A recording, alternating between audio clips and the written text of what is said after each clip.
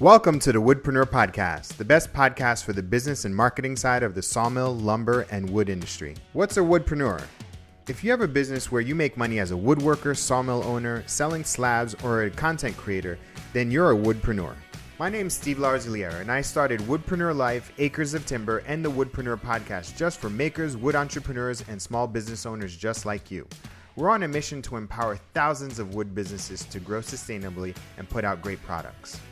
Each week, I interview makers, sawyers, content creators, and 6- and 7-figure entrepreneurs that know the wood industry inside and out. With topics covering everything from the urban lumber movement, sustainable sourcing and design, we'll discuss the ins and outs of how to grow, monetize, and fully immerse yourself in the woodpreneur lifestyle. If you're a hobbyist, a full-time wood business owner, part-time entrepreneur who wants to become a content creator, or quit your day job to pursue your dreams, the Woodpreneur podcast is just for you.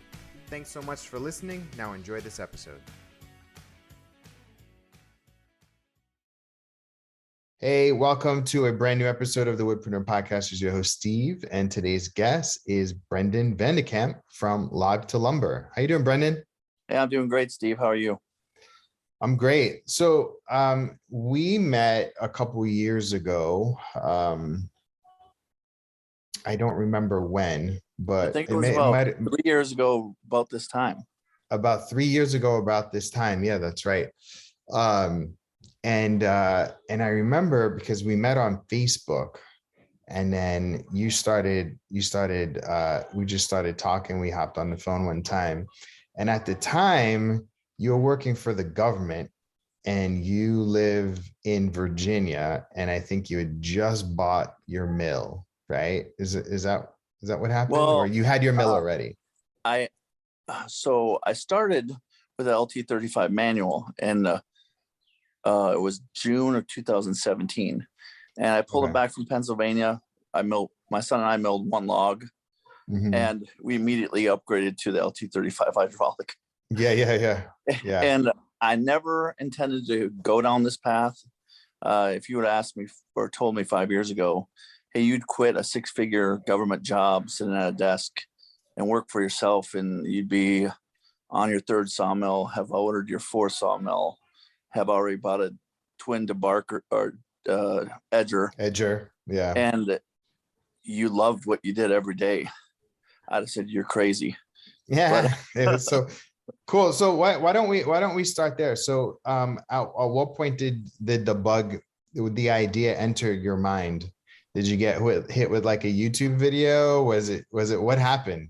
Well, so I had been deploying as a government contractor to Afghanistan and had a lot of money, and I bought 50 acres in Shenandoah County, Virginia, just north of Woodstock, Virginia, on the I-81 corridor. And it goes to the National Forest, and we cleared for a road and a pole barn. And I wanted to build a timber frame house up there, but I just couldn't get the timber frame company to give me this is what it's going to cost. And that always scared me. So my excavating buddy had said, hey, you got all these really nice oak trees. It'd be a shame to cut them all into firewood. He's like, I know this old guy that's got a portable sawmill. I'm like, portable sawmill? What the heck? What's that witchcraft magically? Yeah, so what's that sorcery you're talking about? He was set up down the road one day, and he brought me over there. And his name's Doug Halver. I call him the legend. He's wore out 3 wood misers. His current one's a Super 40. It's got like 17,000 hours on it. And so I tried to get him to come out, but every time I would call him, he was either busy or broke down. And so I just started doing some research. I was in the intelligence community for 28 years, so I'm good at research. And I watch all these Alaska shows, and I started looking at chainsaw mill, and I'm like, nah, that's slow. I can't do that. I started looking at like an LT15 or a Norwood, something that sits on the ground. And I'm like, I got a pole barn. It'd be nice to be able to pull it in and out.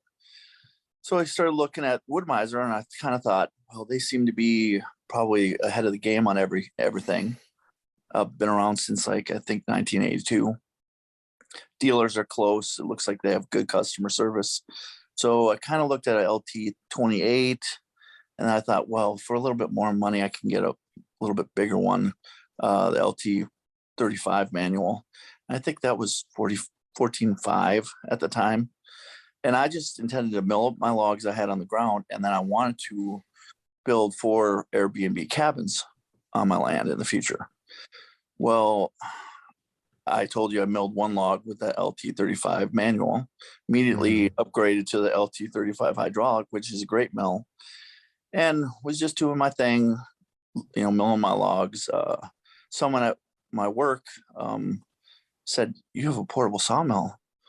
I have some logs that I had, some trees I had taken down there in log form. Can you come and mill them?" I'm like, okay.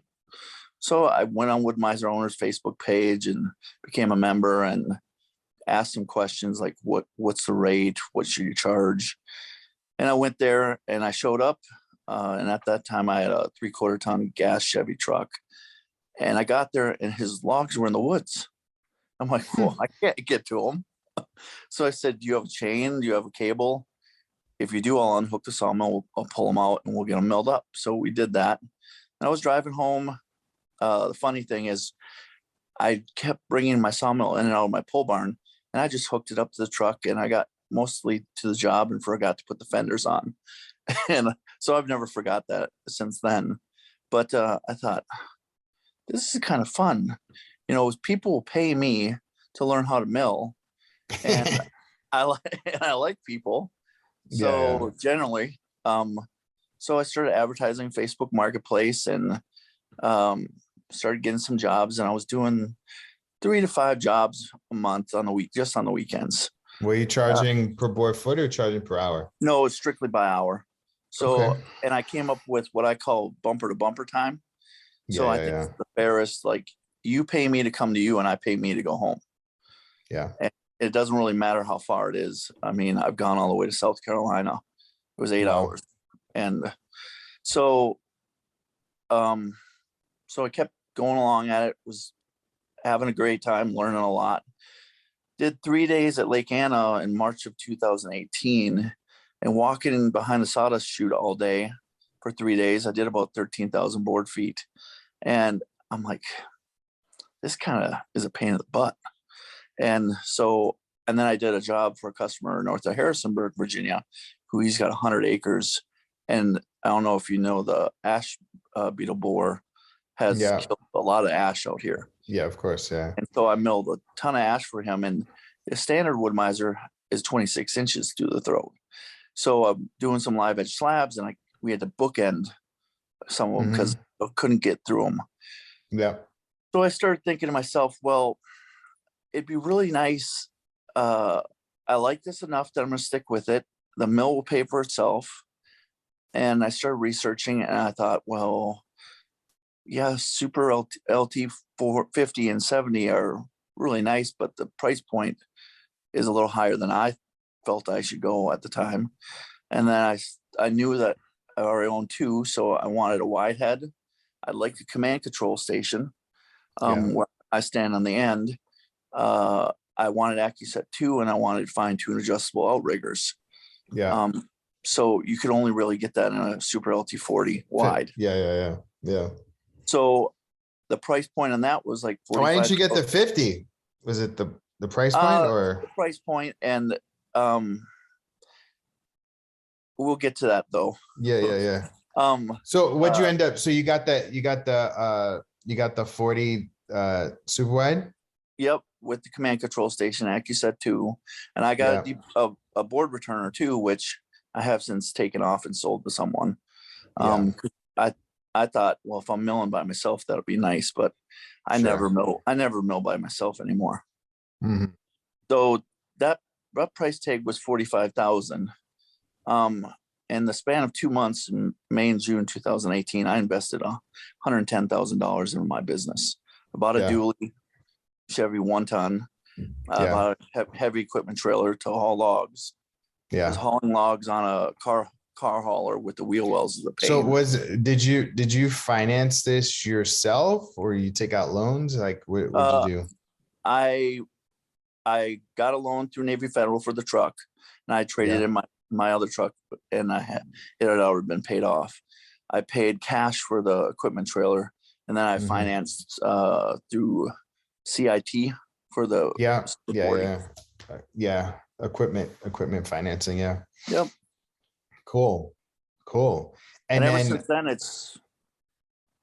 it was one of the best decisions I ever made. I was a little nervous because well, you're talking. okay, let's talk about that a little bit. So, you had this government job paying really well. And then on the side, you start taking bets and risks, spending six figures on a business. Was it the comfort and was it the safety of knowing that you had a job to pay off those bills anyway, and everything else was just kind of gravy? Yeah, that at that point. Yeah. But I've taken risks in my life, and as I've told You people, think that's an important characteristic of being a successful entrepreneur, woodpreneur? 100%. You bet Gotta on take yourself. risks, right? You bet on yourself. Yes, Brandon. Yes. I've been saying that for years. You got to bet on yourself. Don't bet on other people. No, I mean, you got to have 100%, certainty that you're going to do it and you're going to make it happen. You're not going to stand on the sidelines and watch it happen. You know what? You put those motivational audios in your reels. I like that. Yeah, I mean, I've kind of picked up my Instagram game, and I mean, it was you. I wasn't even on Instagram until you and I talked. I thought, Facebook, and I preached to some of the local businesses here. So the Kubota dealer is a Bobcat dealer, and their Kohler dealer. A month ago, when I had an issue with my 38 horsepower Kohler engine, I brought it there, and I made a funny video about it being broken, and the Kubota dealer doesn't have an Instagram page. They have a Facebook page. And I said, I know the part owner, he and I are good buddies. I said, Michael, you got to get an Instagram page. He's like, why? Because I could have tagged you, and it's real. And, I have, almost 3,500 followers. That's really nothing. I don't really care to get followers. I just want to put up funny, good content that motivates people. But you told me 3 years ago, Instagram is where it's at, and it is. It is. Yeah. That's cool. Okay. So you got the LT for it. So this is 2018. At what point did the idea of leaving your cushy, stable government job enter your head? Like what point? About that same time. And because I was really feeling what I call disenchanted with the government. I mean, I was a former user of intelligence capabilities, and now I'm working with engineers, going out and talking to users and trying to get feedback from them. Hey, what do they want to see in the newest and greatest and latest thing that the government provides them? And the government is really backwards, because Tesla and Apple and you're talking about in innovation, right? Like innovation and progression, right? Yeah. And I felt like I was doing what I was supposed to do, but I'd come back and say, hey, the users really would like this. Oh no, they don't know what they want. And so the government would build this shiny new thing and go to the user. Ooh, look at what we built you. And he's just no, we don't want this. What are we supposed to do with it? And then the user would tell them how they could fix it, and then the government would spend more money, and that cycle just kept going. So about the same time, my business got even bigger. So at this point, were you just milling for people? Just portable milling? Just portable milling. No selling were you selling any green slabs or anything? Or? No, well, I had no intention of doing anything like that. Just straight up milling. Just straight up milling. And people were air drying themselves. Yeah. I was doing some live edge slabs, and they were taking it to places they knew that could dry.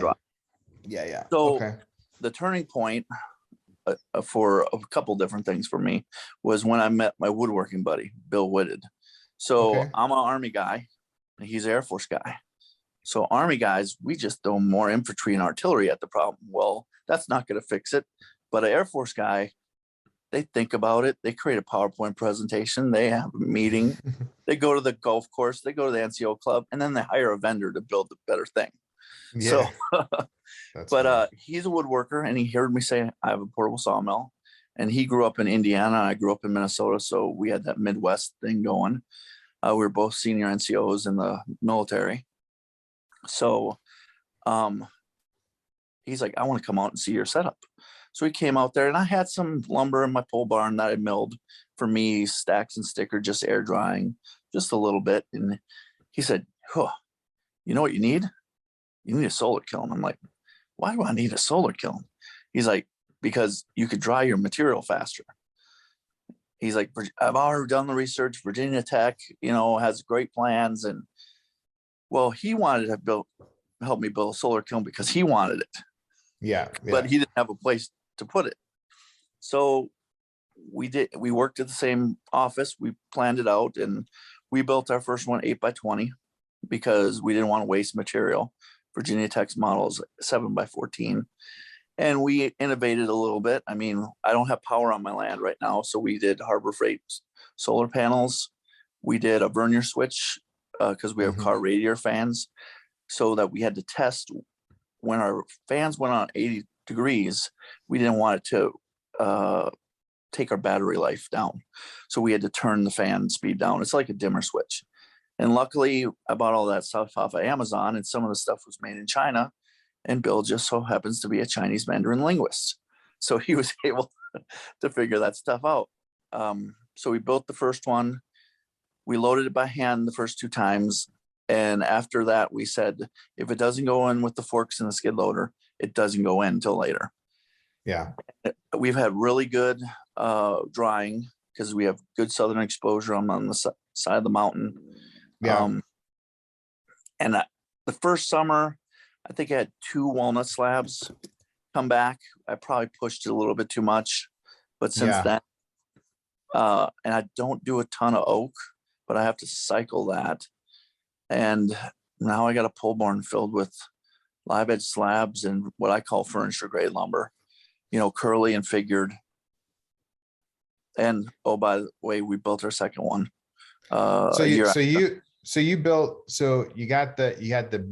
You got the bigger sawmills. At this point, you have 2 sawmills? Nope, just one. I just traded the one. LT35. And then you built your first kiln. You're a little disenchanted with the quality of the work that you were producing at your day job. And I was just disenchanted with the government. You were disenchanted with your employer. And you found that you were much more innovative and productive being on your own and producing on your own and providing a valuable service to people. So much so that people would hire you from South Carolina and you'd drive 8 hours in order to fulfill that much needed service, correct? Oh yeah. I mean, I was just happier. You were just happier. Okay. So can you walk us through step by step? What did you do to leave your job? Well, so I got busier and busier. Yeah. And I always wanted to not be at that job. So for a year and a half, I was riding negative PTO. And then COVID hit. And then my job. So what does negative PTO mean? I had a negative balance for my paid time off. You could go up to 40 hours in a hole. Okay. And so I was riding. So you were using all of that to do your day job. Gotcha. Yep. Yeah. So that's what I tell people. I was like, you got to steal time from your day job. Oh yeah, I heard that when you were talking. Matt Rubin. Yeah. Stealing time. So you did that. Stealing lots of time. You're stealing lots of time. Okay, good. And then what? So I'm assuming. What part of the money are you banking? Are you banking the sawmill money or are you banking the day job money? Well, I was using the day job money to upgrade equipment and to build the solar kiln and to pay off the sawmill. And then, of course, all the money from custom milling went to pay off the sawmill. I bought a bigger Kubota tractor, which in retrospect, I'm probably going to sell that and get another skid loader because skid loaders are much handier. Yeah. And I thought, well, okay, I don't currently live on my land. I used my VA loan in 2015 to buy a house in Woodstock, which I'm about to sell. Yeah. And once I sell it, I will be debt free. And I'm going to build what they call a barn dominium on my land to start with. And then I've always wanted a timber frame house, and I think things happen for a reason. Oh, by the way, I have a sawmill. And oh, by the way, I build log cabin kits, and I know timber framers. So I thought, I came to a point where I said, you know what? By my birthday, on my 50th birthday, which would be July 17th, 2023, I'm out. I got a plan for that. So I was making plans. So you set a date. You set a date. Yep. Did you also have an income number for your sawmill that you needed to reach? Like, well, for my business, 6 figures. 6 figures. So you wanted gross. to hit 6 figures gross. Gross. Gotcha. And have everything paid off. 8 to 10K a month and everything paid off. Gotcha. Yep. Gotcha. So things, then COVID hit. Do you have, you're married, right? No, I'm single. No. Okay. So it's just you but you got a son, right? Doesn't your son help you out? My son helps me part-time. Cool. So he can meet customers. Yeah. Great. And then, so you had so what was the date again? July 17th, 2023. That was your date to leave. Yes. You blew that out the water. So COVID hit, and we the first person on our floor got COVID in April 2020. So we had 2 weeks off. So my dad was out here visiting, and I built a couple live edge pieces of furniture. I dabble a little bit in that, nothing like some of these guys, but it's just fun. It's not what I will do a lot in the future, because that's not me. You know what I like about you? I like your single-mindedness. Like you really enjoy what you're doing. No, in terms of milling, are you selling with your kiln? Are you selling slabs now? Oh yeah, I've been selling slabs, and I mean, if I could afford white oak, I'd quarter saw a whole bunch of white oak and dry it. But I only kiln dry for my customers that I mill for. So like last night, I hauled the last load back from a 4-day job in Marshall. It was red oak and some maple and some hickory and some white oak. And I'm really reasonable, but my solar kilns are way paid for. So I hauled the stuff back. I got paid to haul it back. So, I mean, so COVID hits, we have 2 weeks off, and then my job is super boring. And one of my managers says, "Hey, do you want to go part-time?" I'm like, well, what is that? Well, 30 hours a week, 60 hours every pay period. You get full benefits. Your paid time off is just goes down a little. Yeah. And you, instead of 10 paid holidays, you only get 8. I said, count me in. All day. So that was January 2021. So it gave me more time to work on this business. Yeah. So, I mean, I was just killing it. And at a certain point, I decided, because I thought about getting a Lucas mill at one point. I'm like, no, that's someone else's business model. And I just had kind of a epiphany, I guess you call it. Companies that are successful stay close to their core business. And what is my core? It's a sawmill. It's a sawmill, yeah. So I decided I need to have different revenue streams.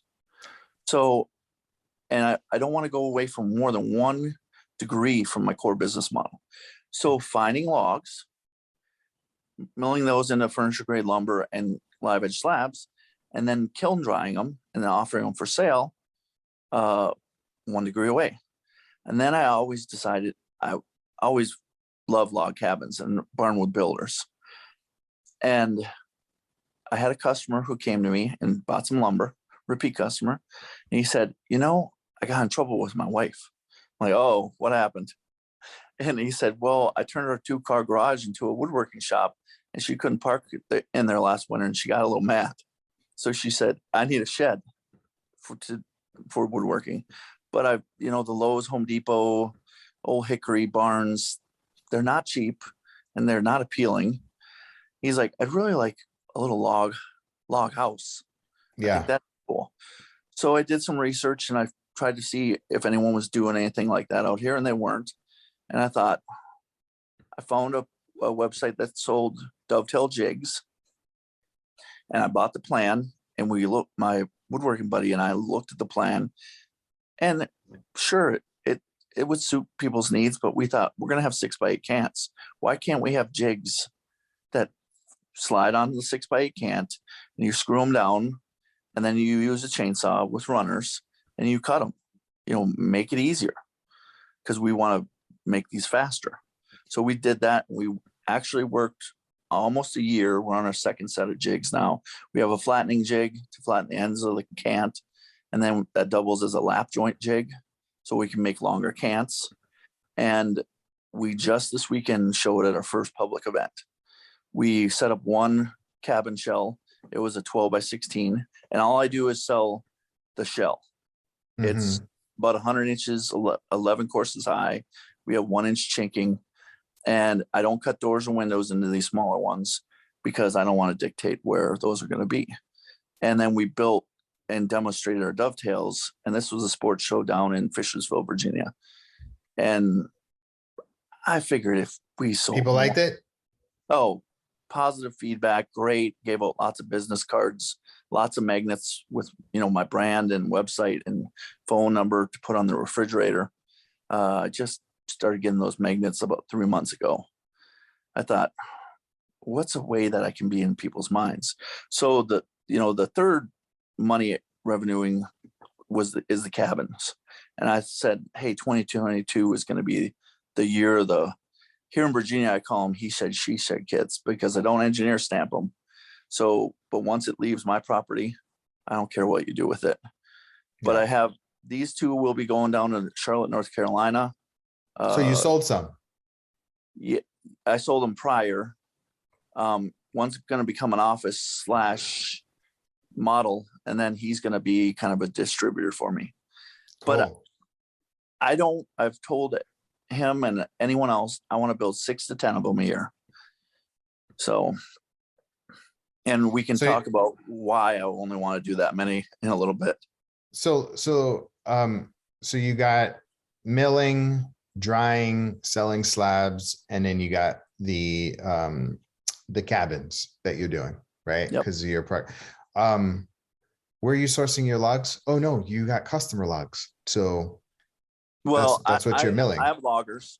And you have loggers. Yeah, I met a bunch of loggers, and so if you want a 16-foot interior wall, you have to have an 18-foot log, and most loggers don't do that. So I had to find some independent loggers who will give me any lengths I want. Sure, and they'll deliver them. So how long you been on your own? Oh, so I'm glad you asked. Since November 5th, 2021. And congratulations. I had kind of decided the end of I just said congratulations for doing something that a lot of people want to do. How does that feel to soak it all in? It felt awesome. I was driving to my government job. I kind of had decided April 1st of this year, of 2022 was going to be my new goal. And I called my dad and I said, I think I'm going to resign today. And I said, you know what? Matter of fact, I am going to resign today. He's like, I thought you were going to wait. I said, nope. Yeah. And I went into work, and my woodworking buddy was on a conference call. I wanted to tell him first. And I went into my manager's office, and she said, hey, are you ready for the briefing on Friday? I said, oh yeah, I am. But I just wanted to let you know I'm resigning. And she's like, oh, really? I tell you what, it felt fantastic. That's great. A little scary, later during the day, but sure. That's so cool. But my first month on my own, November of last year, I grossed $18,000. Nice work, man. That's what happens, man. Like you gotta hustle, and you gotta create a sense of urgency around yourself. The other thing too is like we're so busy. Everybody's so busy working so hard for someone else, and like blood, sweat, tears for someone else, that they don't ever actually think that they could do it for themselves.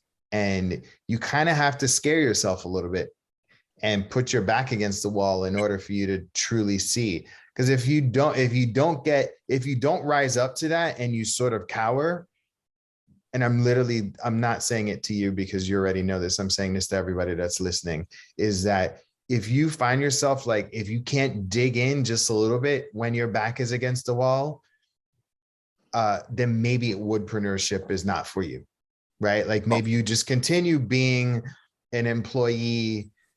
But if you really, really, really want it, you got to like say, listen, even if you have to play mental games for yourself and just be like, listen, I'm going to like hustle and I'm not going to spend I'm not going to rely on my day job money in order for me to make money. And as soon as you start, there's like this feeling that you get when you make more money on your side thing than on your day thing. It's like, that's where the true confidence comes in, right? You're like, wait, I can make more on my own. And I didn't have to like, slouch throughout my day and rely on just the check, right? Like it's a really good feeling. So that first month you killed it. And then now what's your day-to-day like? The hustling. I mean, if I'm not milling for a customer, I'm milling for me. Yeah. And like I just bought 30,000 board feet of red and white oak fence board logs because a guy wanted to get rid of them, and it's coming up to the spring and it's hard to get oak fence boards out here. And I can make money, and I got to look for things like that, because if I'm not constantly hustling like that and not bringing in stuff in, because I'm not good with good. I'm good with being the best I can be. Yeah. And doing the best I can. But that's a problem too, right?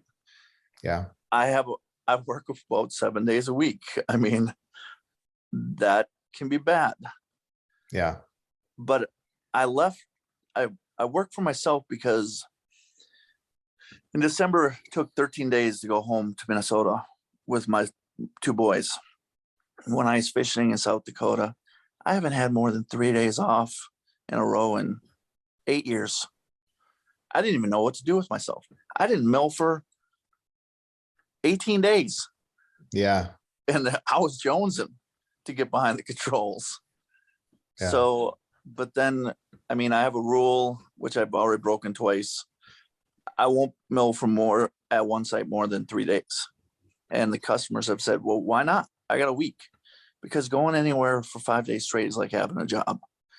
When this is a job, it's not going to be fun. Yeah. And so that's why I only want to build 6 or 10 of these cabins. Yeah. Because I don't want. You don't want a job. Yeah. Yeah. Yeah. I want to do what I want to do. And I want to go, trout fishing in the spring. I want to go salmon fishing in the fall. I want to go hunting out west with my Army buddies. I want to travel. Yeah. For sure. Sure. But you got to keep that bank account up, right? Yeah. So tell me, so this is a part of the interview where I give you any marketing or business advice. Is there anything that you need to think through or any challenges that you need to work out that I can help you out with? So my biggest weakness is administrative stuff. Mm-hmm. So I'm great at calling people back. I always hear, hey, thank you so much for calling me back. Like, why wouldn't I? Well, you probably know there's so many service industry people that don't call people back. Yeah. And so I get a lot of jobs that way. And then I'm great about asking customer about getting jobs, about providing great service, and then asking the customer how the transaction went, and getting Google reviews. Yeah. And I'm good at creating marketing things like magnets, because where do they go on the refrigerator? And subliminally, I'm always on your mind. And I might not actually mill for that customer, but a neighbor might have a tree come down and they might want to have it live edge slabbed. Oh, I know a guy. Mm-hmm. So administrative stuff. And can I do better and capturing customers? And I think I was talking to Matt Rubin, and I think you call it CRM. Yeah. I mean, capturing customer data so that I can send them information about, hey, where log lumber is going. Because I guarantee a lot of my customers don't know that I build these log cabin kits or he shed, she shed kits. And there's maybe some of them that would be interested. Yeah. So there's two things. One is like, I guess for one is potentially getting admin help, right? And so there are a lot of things that you don't necessarily have to do, but you know how to do. And if, whatever your hourly rate is, I have a thing like whatever your hourly rate is or what you'd like to make, if there's a task that costs less than that, outsource it, right? So there's a lot of things like, doing research, like maybe getting a list of, all of the contractors in the, Virginia area that would buy from you, right? Like just as an idea, you can go to someplace and pay somebody $50 and they'll get 300 names and websites and emails. So like one is outsourcing. Bookkeeping is another outsource type thing, right? Like, again, you shouldn't necessarily you should know how it works, but, having somebody to, whether it's pay bills or what have you, prepare reports, again, you can hire an outsource because, even filing taxes, like those are things that you obviously can outsource. But the other thing is our CRM. And so the CRM, what the amazing thing about it is that it saves you a ton of time, right?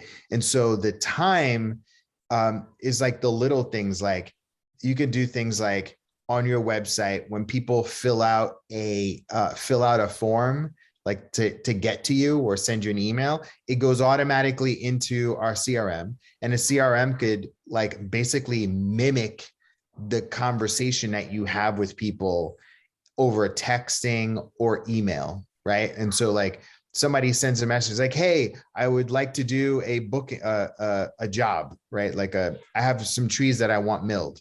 And you're like, great. Can you take some pictures of it? Right.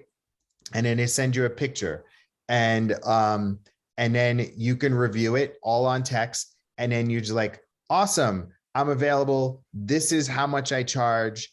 And then you send them a link and the link automatically books it. It says your availability.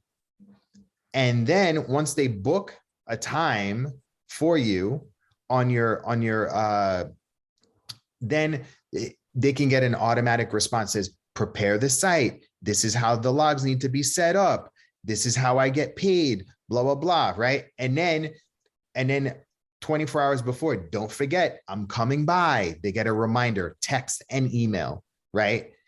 An hour before, I'm on the way, right? And then while they're there, you do your job. And then if you want, you can invoice them right then and there, collect some payment right then and there. And then right after that, you could take a picture of them. And then right after that, you can send them an automatic email.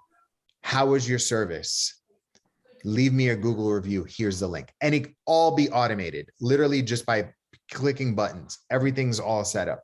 And then once you have that, you're like, oh, give me your address. Because I'm going to mail you some magnets, or you give them a magnet, right? And then like once a month, you're like, hey, know anybody else that needs anything? And automatically something comes out in an email marketing, so like there's a lot of things like that can automate your whole processes. And also too, like you talked about Matt Rubin, when he turned on his website, he had leads, and merely by following up, he was able to close, low 5-figure deals just by the mere fact that they were all organized in one spot.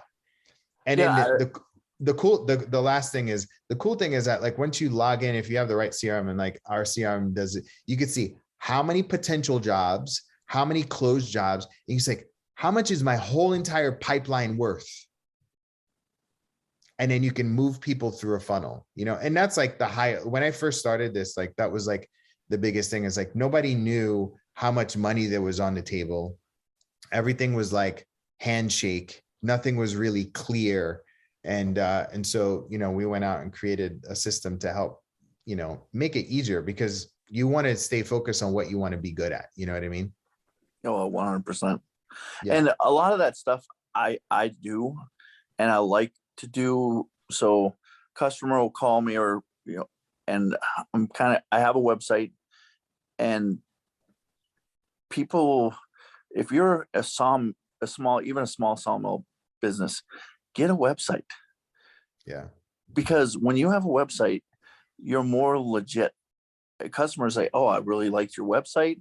It put all the financial stuff. Where's my hourly rate?" So when I went out on my own, I decided I'm gonna provide more services, because I do go to Northern Virginia quite a bit. They don't have any equipment, a skid loader. They don't have any help, and there's a lot of people out there that just will pay you to do it all. Yeah. And for sure. So I can bring a skid loader for $400, $250 pickup and delivery. I can bring hired help, and they get $25 an hour with a minimum of $150, whether they work 2 hours or whatever. And I do a lot of that other stuff. I give cards and magnets, and but yeah, I'm definitely interested in the CRM stuff, because we'll set up another time and we'll do a demo with you, and we'll let you know. But I think that, listen, for a one-man shop, you're killing it. And you're like, you can only get more efficient from there. And Brendan, I don't know you. I just, we talked a couple of times. I'm super proud of you, man. And you're like, it's really inspiring that you took your passion, you made it a full-time. And I know that this podcast episode is going to be super popular and very inspiring to a lot of people. Everybody go and follow Log to Lumber on Instagram. He posts motivational sawmills reels, and it's really a lot of fun. So any last bit of parting advice for the Woodpreneur community? No, like I've listened to a lot of your podcasts, and I talk to a lot of people, because I believe knowledge is power only if you share it. And people will say, well, if I share my knowledge, what good am I going to be? Become the master of something else. Move on. You make yourself better. But if you're going to buy a sawmill, build a solar kiln first, because someone said that on one of your early podcasts. Because by the time you get a sawmill and you mill your first live edge slab, if you don't have some way to dry it, you're already behind the power curve. And solar kilns are great, and eye dryers are great too. But all those kilns are good. It's a good solution, and you can get it done, and you can get it. There are a lot of kits out there, and if you don't have the tens of thousands of dollars, this is a good cost of. So time, even like small DH kilns that you could build for $500, and you know what I mean, like dry. I guess the point that you're saying is like drying is a necessity. It's a game changer. It's a game changer. Yeah. Because as you said before on podcasts, the more times you put your hands on a piece of wood, the more expensive it becomes. Yeah. And the more desirable it is, because a lot of people are buying these small mills on the ground and live edge slabbing anything. And not everything needs to be live edge slabbed, and then selling it on Facebook Marketplace cheap. Well, people don't know, and they buy it green, and then, I didn't know it was green. And they contact me about kiln drying. I'm like, I don't dry other people's material because I don't know how it was milled. But, believe in you. And time. I think I posted something on Instagram that said, you can make more money, but you can't make more time. Yeah. And that reel has gotten more and more popular. And just a simple reel about cutting stickers. I think I got almost 3.2 million views on it. I think you helped that you reposted it. But do I like it? No. But do I do it? Customer service. Service, for sure. Call people back, but invest in you. Like 2 weeks ago, I just bought a EG 200 Woodmiser dual blade edger. after this podcast, I'm going to mill for a customer. I'm already set up, and I'll be there in the next 2 days. And then, oh, by the way, January 20th, I ordered my next sawmill, Super LT50 wide with nice work. Yeah, look at you. And that's awesome, people man. are, and I knew. So the dealer said February 1st they were going up. I think it cost me like $66,000. I had to put $1,000 down. I knew it was going to take a while. I might get it in May 2023. Yeah. But February 1st. But you got enough time to make money. And so that's the point. That's the point. That is the absolute point. It's like you place bets on yourself for future growth. And the best way to do that is by like grinding it out, knowing what you're doing. I mean, if I were to sum up your story, it's like you bet on yourself, you stay close to your core competency, right? Mm-hmm. And you focused on customer service and creating. I mean, I've seen you in the Wood Miser forums. You're like, guys, get reviews. You know what I mean? And so that was free. I think I'm up to 94 5-star reviews on Google. That's amazing. It's free advertising. Yeah. It pushes it helps you with the algorithm too. So. Yeah. And I've had customers call me and I ask them, hey, how'd you get my information? Oh, I Googled and you popped up. And I said, did you happen to see my reviews? Oh, yeah. I'm waiting for you. I don't want anyone else. Oh, you want anyone else? 95-star reviews. There's something to it. Absolutely. And I mean, I'm a sawmill. Yeah, for sure. And when one person, well, my son helps me, and I hopefully getting a second mill. And then, oh, by the way, I'm not selling the other mill. I'm keeping them both. Yeah. So that's gold. That's gold right there. So yeah, I'll see how I like the dual blade edger, but it'll come in handy this summer. Well, Brendan, thank you so much, man, for your time. Log to Lumber on Instagram, give him a follow. And yeah, man, I'm super excited to get your story out. Hey, thanks, Steve. This has been a bucket list thing for me ever since we talked. I know. And I wanted to wait until you reach this milestone in order to interview you. So yeah, that's great. Thanks so much, man. I appreciate it. Hey, have a great day. All right. Bye.